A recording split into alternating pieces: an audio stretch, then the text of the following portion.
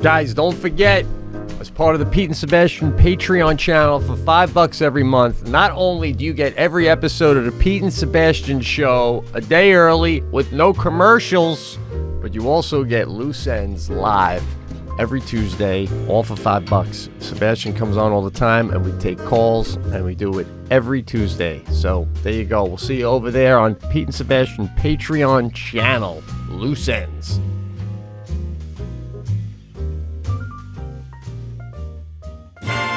Thanks to Hinge for sponsoring this episode. Man, life is stressful. You have plenty to worry about without adding performance in the bedroom. Who needs that stress? And Hims provides access to treatments that can help you stay hard and last longer, giving you that boost of confidence so you can be ready whenever it's time to be ready, baby. Hims provides access to a range of doctor-trusted ED treatments like chewable hard mints and Viagra and Cialis and then generics for up to 95% cheaper. The process is 100% online, so there's no need for uncomfortable doctor's visits. Just answer some questions on their site, and a medical provider will determine the right treatment option.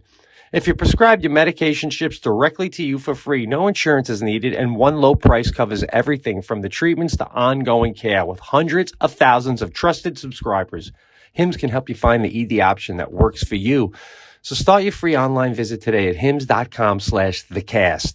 That's HIMS.com/thecast. The cast is all one word for your personalized ED treatment options. hims.com/thecast. The products mentioned are chewable compounded products which are not approved by or verified for safety or effectiveness by the FDA. Prescriptions require an online consultation with a healthcare provider who will determine if appropriate restrictions apply. See website for details and important safety information. Subscription required. Price varies based on product and subscription plan.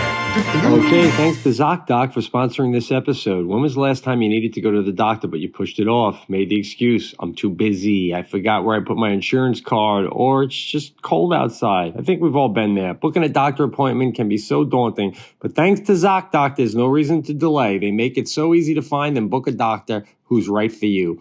Zocdoc is a free app and website where you can search and compare high-quality in-network doctors and click to instantly book an appointment. Guys, the next time I need a doctor, you know where I'm going. Zocdoc, Z-O-C-D-O-C, Zocdoc, that's where. Stop putting off these doctor's appointments and go to ZocDoc.com/thecast to find and instantly book a top-rated doctor today. That's Zocdoc, ZocDoc.com/thecast.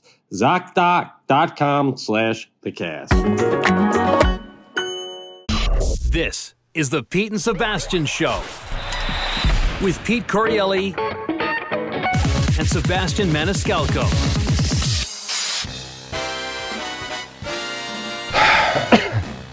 I hate to sound somber and serious starting off the podcast here, but we almost died. It's not. I didn't know we were diving right into this, but it's not even a joke. It's not even a joke. We're not even being sarcastic when we said it. I'm still taking it all in, still affected by it in my thoughts. All right. Let me set the table. Let me take you back. This is Saturday night. Pete, myself, and 4 other individuals that are part of the tour boarded an airplane in Green Bay, Wisconsin, headed for Indianapolis at approximately 10 p.m. Central Standard Time. We were on the flight. People were weather conditions. Chime in. Okay, well, let's put a date on it. It was because it could have been. It was almost a song. February 15th, as you said, about 10 p.m. Green Bay. Light snow already, several inches on the ground. Ominous night altogether. Had to get de-iced. There was even chatter among Pat McGann, who was driving, that, is it smart to even fly? Maybe you guys should stay in Green Bay. Let that bubble, folks. But we went, It's like we took all that into consideration, and we up we went. But by the way, I was not privy to should we fly or not? That never crossed my radar. Well, I mean, I shouldn't say, listen, I'm doing that for the show. In hindsight, I ran into Pat 3 days later and he goes, I was saying to Kim, geez, should they be flying in this? So I'm pretending he said it to me right before I fucking bought it. Well, all right. I think exaggeration. Do you watch our president? Exaggeration, guy. That's not an exaggeration. That's a complete lie. Again, do you watch our president? It's exaggeration / lie. Yeah. Well, it did. Yeah, it was said, but it was said after the fact, and I'm saying it was said before the fact. But anyway, yeah, he said that he was. I was even wondering myself when you were on stage. I'm not gonna lie, just self-wondering. I wonder if we'll go out, because it was light snow and I didn't know how they played it. It was fine. We took off. It was lovely. Okay. Have to add that this is a private aircraft that fits 6 passengers, 2 pilots. I'm not going to give you the name of the company that we used, but highly reputable company. Safety record is impeccable. Pilots are trained and well-versed in the world of aviation. Now, I'd say, 20 minutes, 25 minutes into this flight, we start feeling a little chop underneath the airplane. I don't know if you guys notice, in the smaller aircraft, you kind of feel the wind just brushing the bottom of the wings and the bottom of the fuselage, right? Did you feel that? Yes. Okay. Yeah, but go ahead, continue. I don't want to interrupt you. No, go ahead. Yeah, but what? Go ahead. It's almost like it was almost like being in the middle of a fight. I can barely remember the beginning. All I know was so you're saying you felt a little turb kicking in. Little turbo. I felt but nothing like out of the ordinary. Now, mind you, the mood on the airplane was very jovial, and there was a lot of discussion going back and forth.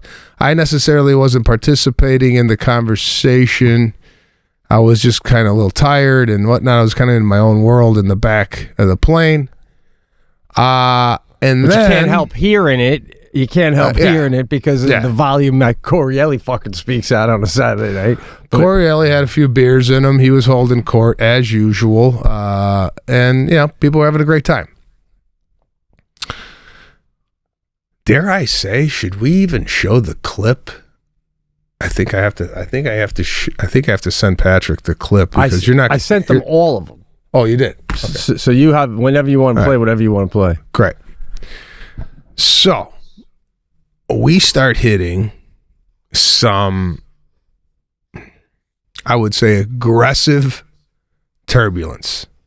Turbulence that, I don't know, I felt like, I don't know if you could remember this.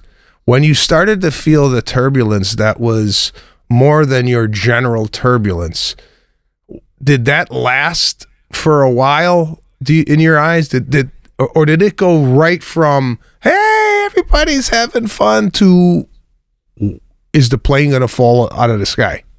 Yeah. That's what it went to me. It went to, from the middle of a conversation, as John had brought up, I was basically asking Jock, Sebastian's personal trainer, if he considered himself a good lover. And then fucking all hell broke loose. It was so violent at first and so sudden that I thought something hit us or we hit something. I like you don't just, because like you said, you usually, and I felt the humming of the jet, but these jets just slice through the air. So I thought we would just do, and you'll feel the general vibration. So I felt a nice smooth thing, and then it seemed to me like all of a sudden, hell. It was pure hell. The best I could describe it, and piggybacking off of your point, it felt like we entered over some restrictive airspace over to Ukraine.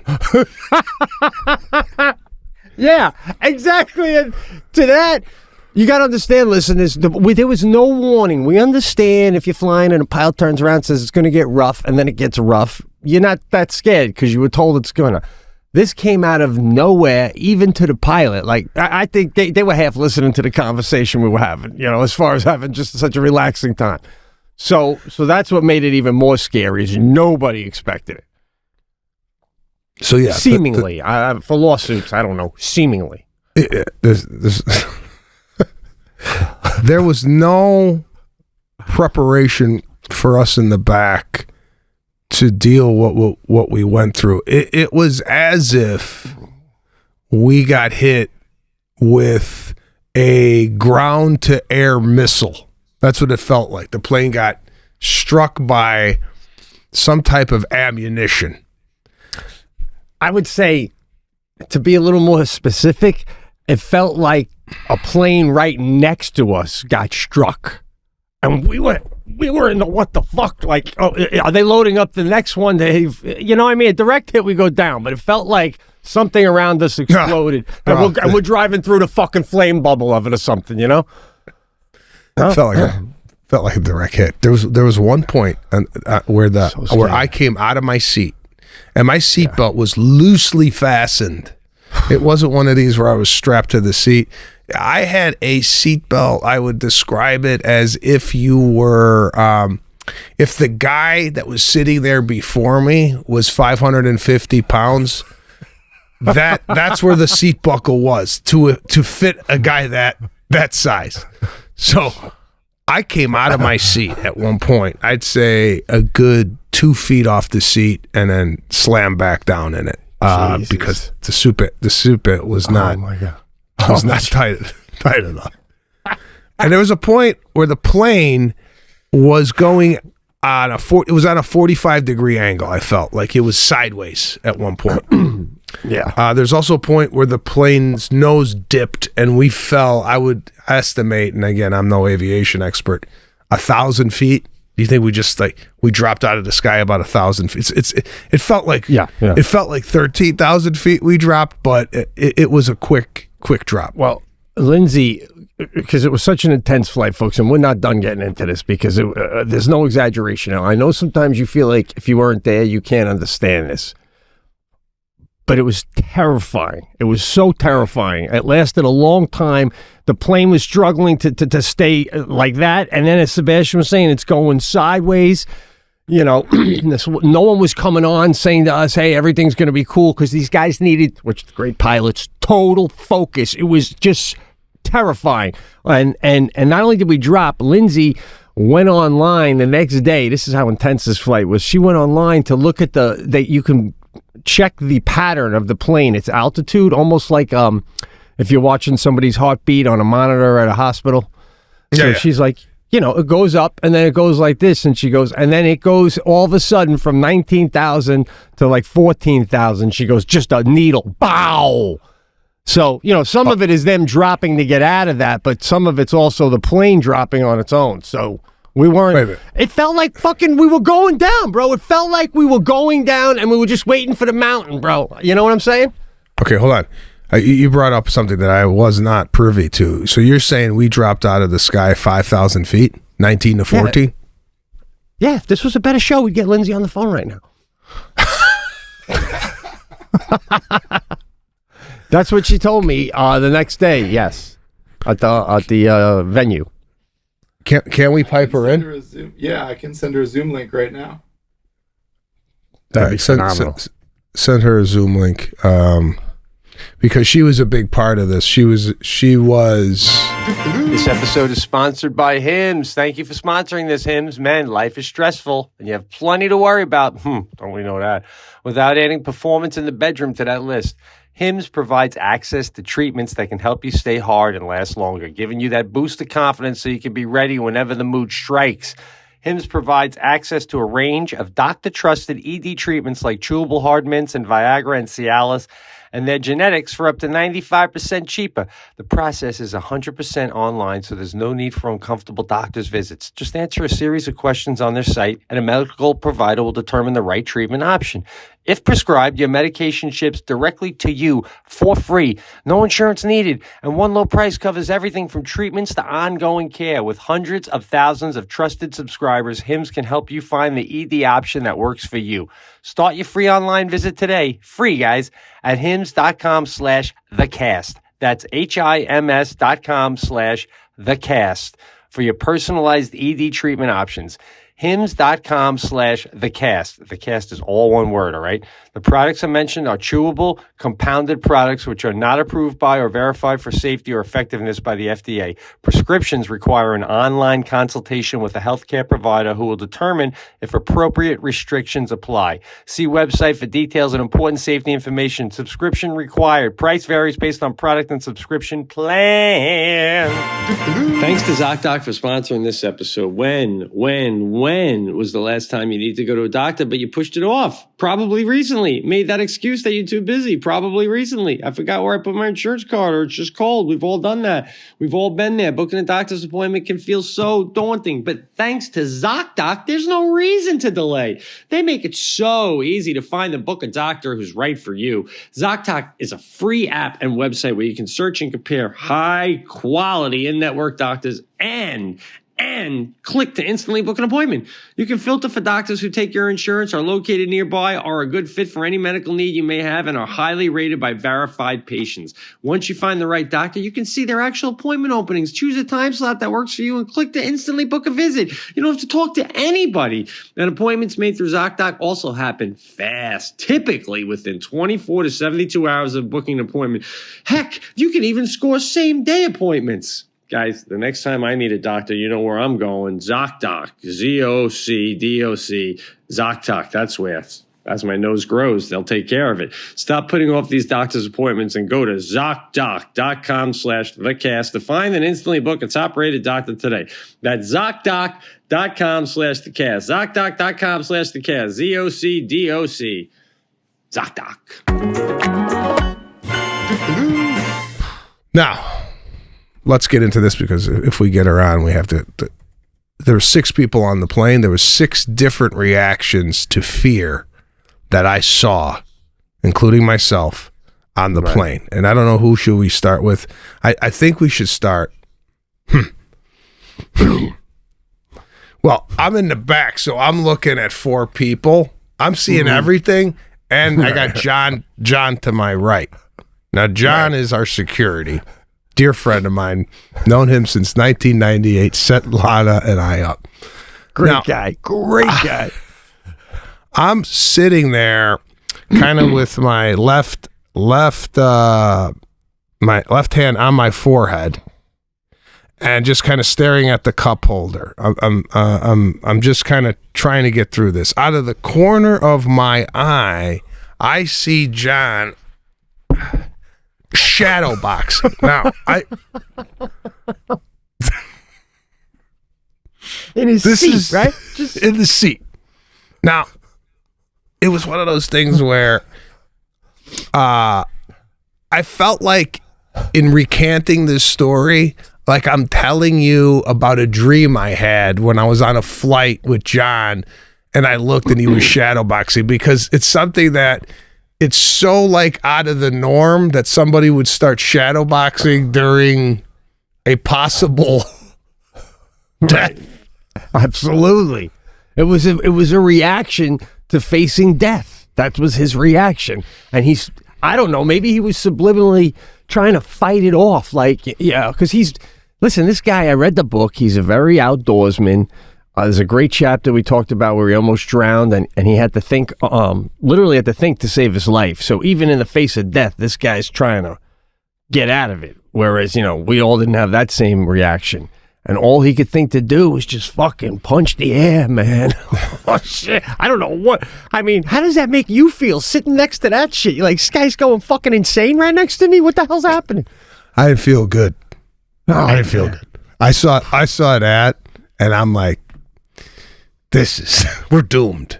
And prior to this, and you didn't know this, John's got a green light that he uses for hunting. It's bright green, right? And this thing's pretty powerful. So he's shooting this thing out the wing to see if the wing is intact or whatnot. I go, what are you doing? He goes, nah, I'm just seeing, I'm trying to look outside. I go, listen, bro, shut that thing off, because that's all I need is the pilot to look on the wing and go, oh shit, the green light's on. We're done. Like, I didn't know if that green light means something in aviation. Listen, I'm right there with you. If a pilot looks out the window and he sees a green light, he's not going to think it's coming from a passenger with a fucking flashlight in a seat. He's going to think there's something going on with the plane. What if he thinks there's a laser on us, like you were saying the other day, and he's trying to do a diverting move?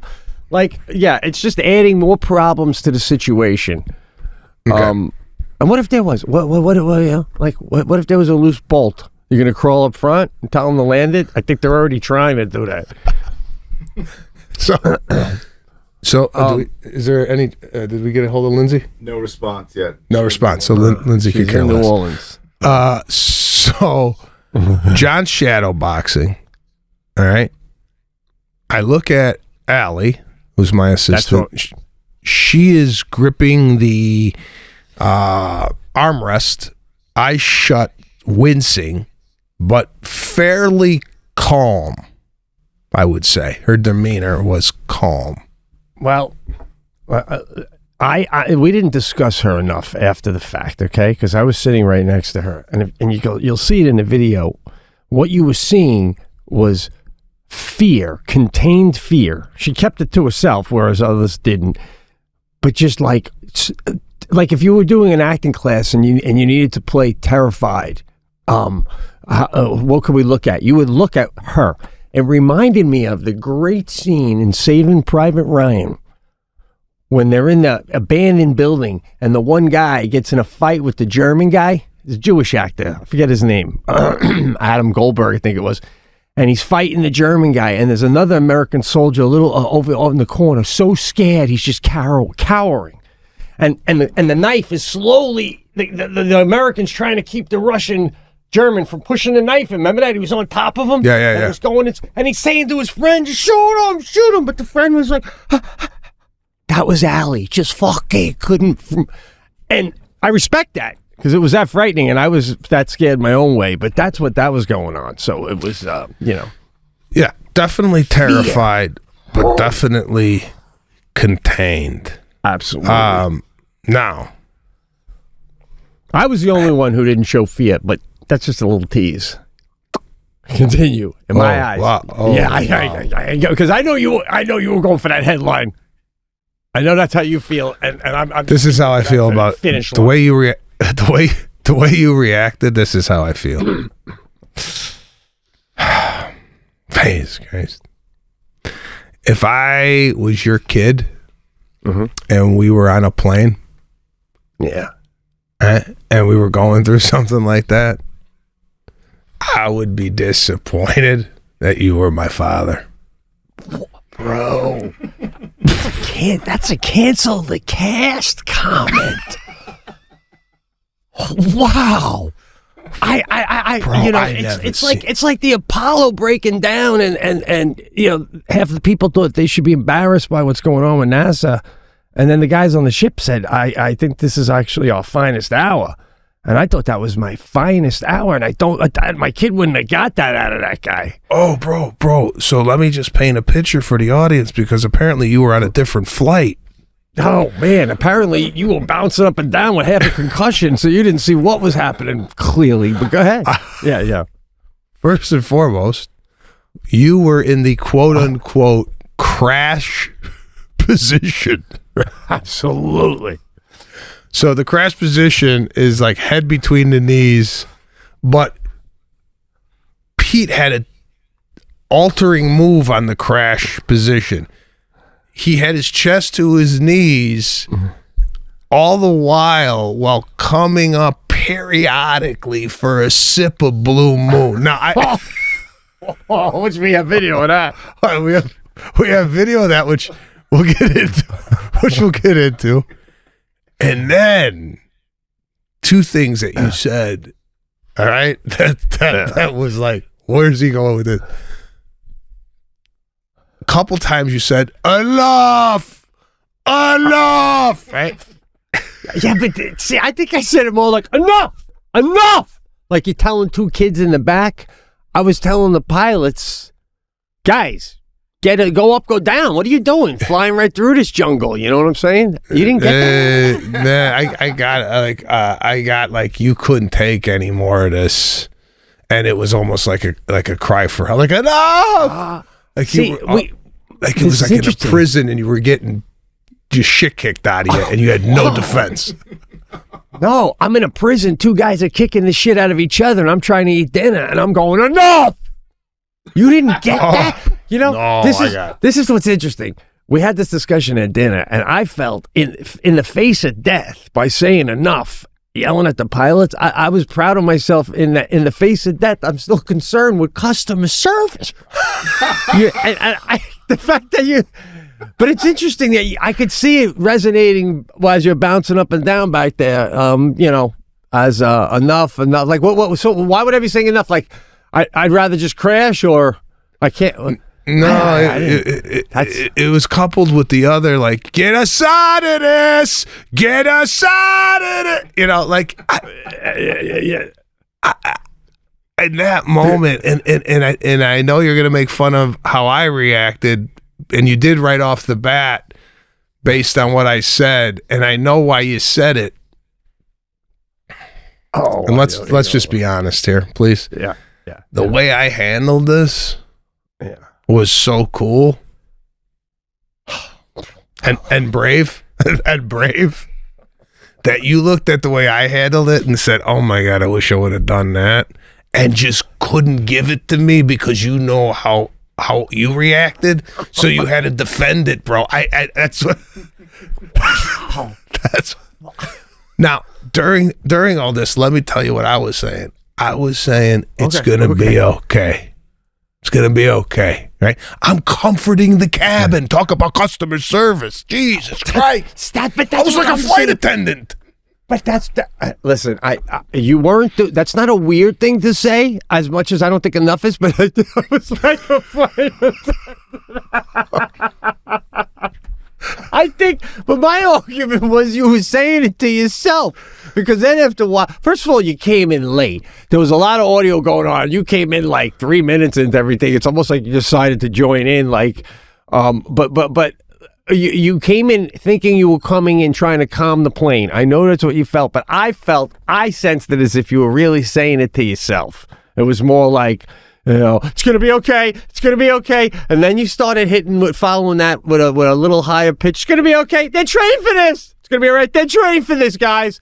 And I'm like, who? I'm not sure who you're saying that to. I felt like you were saying that to yourself. First of all, I was saying it primarily to Lindsay, because she was, out of all of us, the one that was obviously shooken the most. And she was the one that was most vocal. So let me play the video. So, and the video, we haven't even talked about Jock's reaction. The man who's taking the video is Jock. Yeah. Now, I think out of everybody, he handled it pretty cool. Right? I mean, did. Some may argue you did too. Now, if it's taken the way you're saying it, yes, but he did handle it cool. One thing, by the way, before you play that you're not busting, I can't believe you forgot, is when I was yelling out, we're all really scared back here. We're all really scared. Because I felt... I was actually not saying that to help you out. Like, I felt like the pilots thought we were handling it better than we were. And I was just letting them know, but we're all really scared back here, and do something about this. But yeah, again, that was I said "were" because I didn't want to embarrass everyone and go, everyone but me is really scared back here. Oh, bro, I would have been too wordy. Guy. It's just too wordy, bro. That's what I'm saying. If Sadie would have heard that come out of her father, everybody is really scared back here, I would have went, oh my God.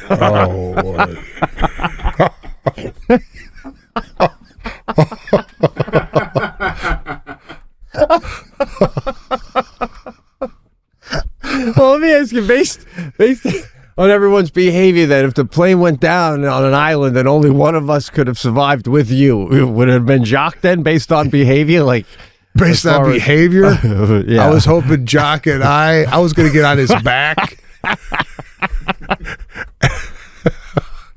Because if it was me and John, we would have been shadow boxing through the island.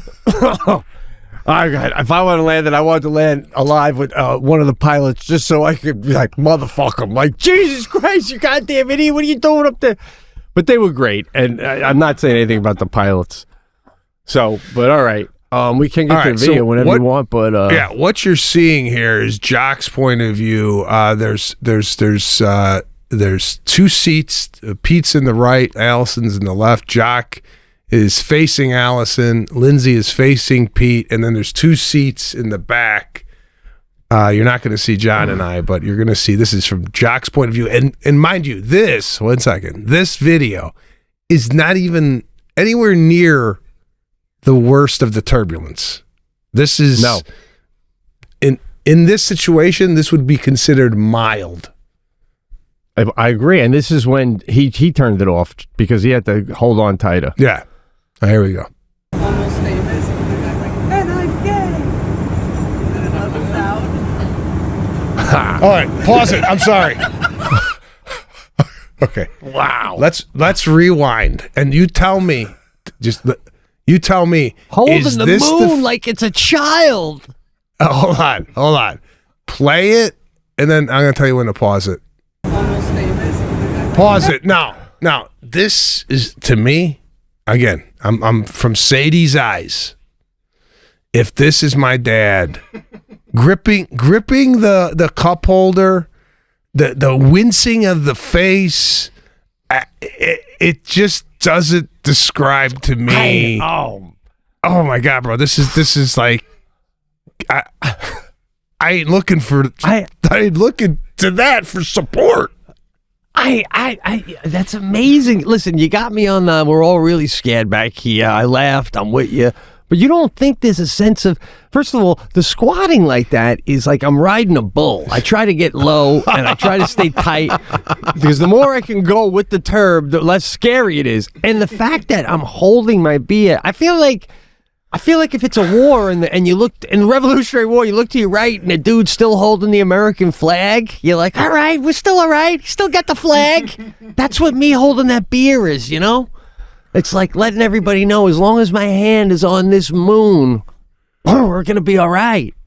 No, I'm looking at it going, there might be a drinking problem because if anybody's worried about getting blasted during a turbulent flight, maybe we got to look in another direction.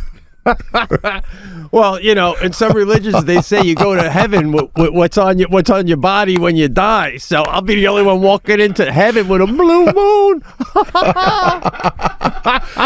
Okay.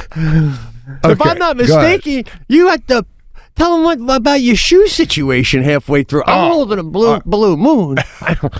Oh my God. Well, I had my shoes off prior to the turbulence, right? So then the wherewithal, you have to give it the wherewithal to be going through turbulence like that, right? And to think, okay, if we crash, now it's sub-below temps out there. If we crash and in some miracle I happen to make it, right? Yeah. I don't want to be walking around with my socks on, right? So during the turbulence, I'm putting my shoes back on. Well, I was, when that came up again at dinner, I was going to tip my hat to even more because I thought you were putting your shoes back on because for all the years of casting and how we're always on about men and their shoes and you keep your shoes on, I felt like you were like, I don't want to die. And then they find out, oh God, he took his shoes off on the plane, fucking tacky. But I didn't realize you were doing it just in case you need to land and run. I don't think it would be a good look if at the end of the day there's a crash site and then everybody died and Lana came down to the crash site and one of the firemen came up and go, we found one of his shoes 3 miles back. You know, like, I didn't want that to be a moment where they brought the shoe in going, oh man, that's a shoe that they found. So we're gonna see if we can find the other one for the other kid. Come on. It's crazy. But I was saying to you, what? Go ahead. And Patrick, maybe this is more your world. Maybe you have an idea about something like this if you have an answer. But I was saying if I had like someone had a backyard a couple 100 yards or half a mile from the crash site, like when that Philly plane went down and stuff went through the diner. So someone finds one of your sneakers in their backyard, and then they go online and see the last show you did was earlier that night in Green Bay, and you're wearing the same sneaker. I got one of the sneakers that he was wearing the show the night the plane went down.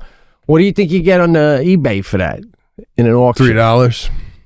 Nah, man, you're not alive anymore. It's a huge, bro. It's some like Buddy Holly shit. $4. Shit. Well, at least they get 4 for you. I was telling everyone else I didn't want to die with Sebastian because he'd hog all the ink. I told John we'd be the article would say, and there were 6 others. Fuck. It's not hard for you to laugh at that one, but everyone else out there, that's what I'm saying. Okay. Let's play the rest of the video. You're gonna hear a woman chime in. That is Lindsay, who is in distress. Guys! Are we good? Oh, wait, pause it. I'm sorry. Oh shit! Oh shit! Oh shit! Go back. You're gonna hear a That's Pete, Mr. Brave. Oh no! God damn! Why is the volume better on this now, Patrick? Oh God, bro! I just heard that too. Guys! Are we good? Guys! Oh! That was good. What is happening? What's happening?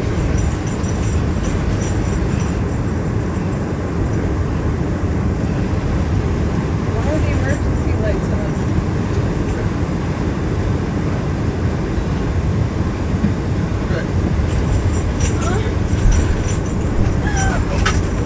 Guys! Okay. So again, can't really get the full feel of it, but Lindsay is screaming, guys, and she's referring to the pilot or she's referring to the cabin. I don't know what she's doing, but she's obviously in distress.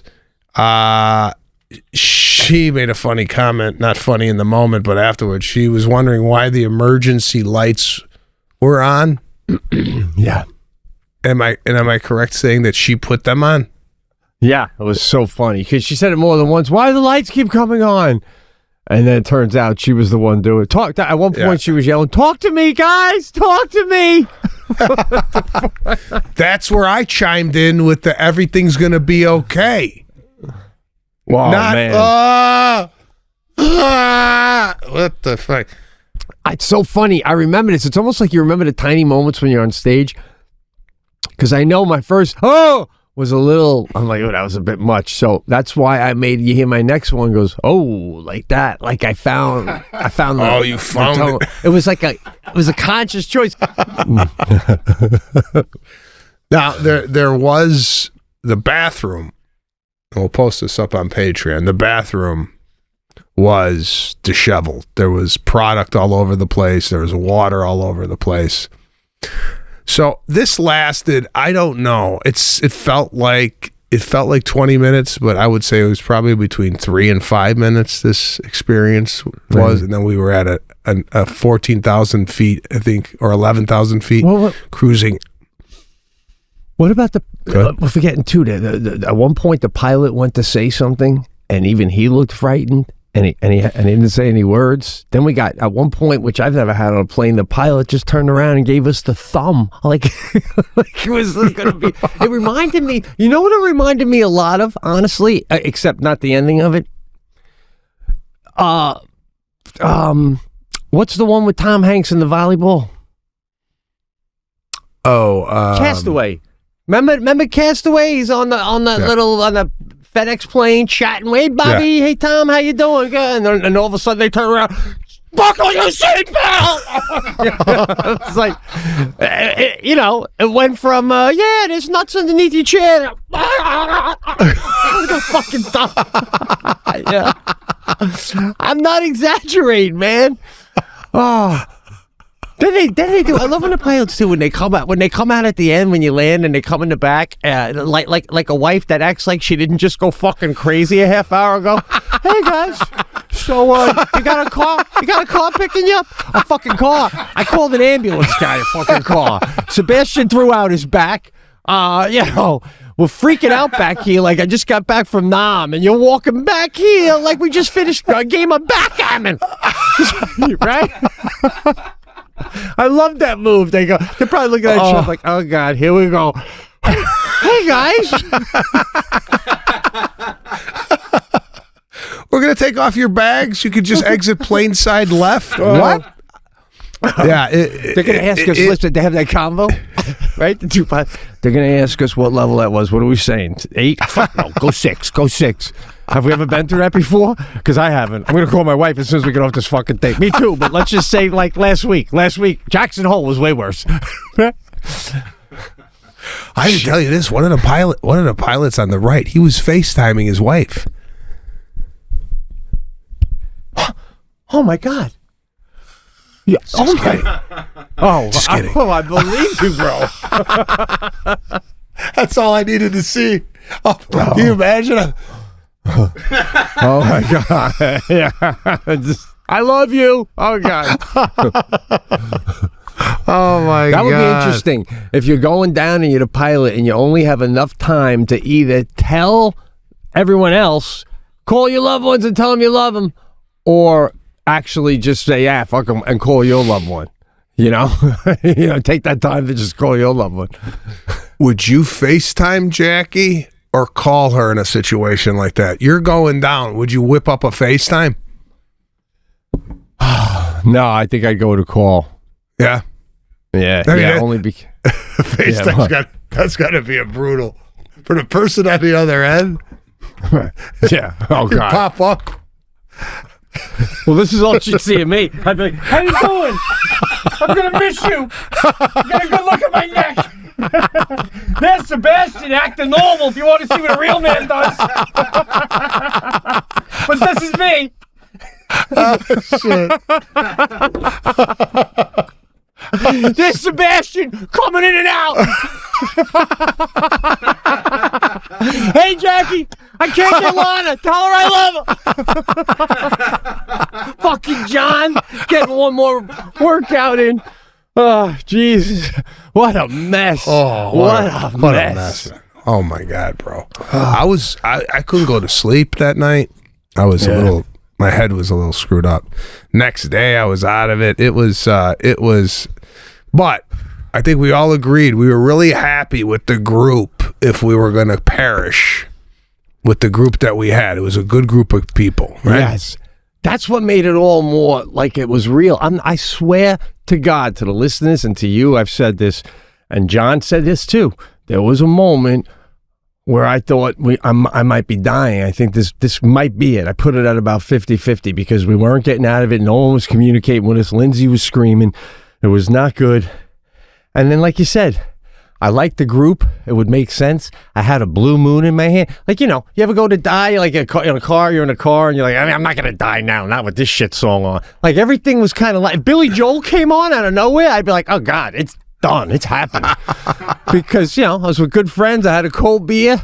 And by the way, when a plane goes down, if they go, well, really, what happened? Well, they're flying out of Green Bay at night in the snow. Oh, yeah. God, fuck, I could have bet that. Right? Yeah. It had all the markings of a Green Bay, snow, big storm, nighttime, after a show.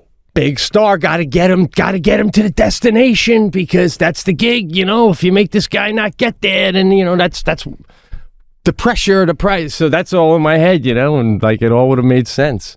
So I got on the plane the next night and I told the pilots, listen, We don't got to Buddy Holly this shit, all right?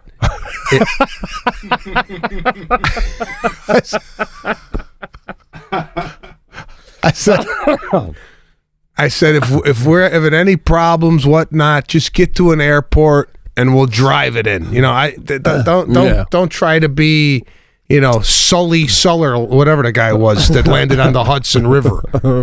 Right. Well, we can bring, you know, what happened up the Delta flight now that flipped upside down.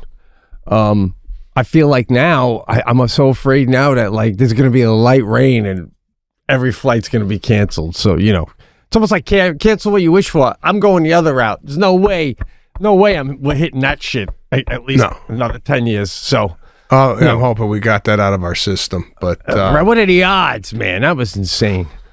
Crazy. All right. Once again, thanks for listening to the Pete and Sebastian show. You didn't show that. You didn't show the photo of the bathroom to close us out. The back of the... No, I'm going to put it on Patreon.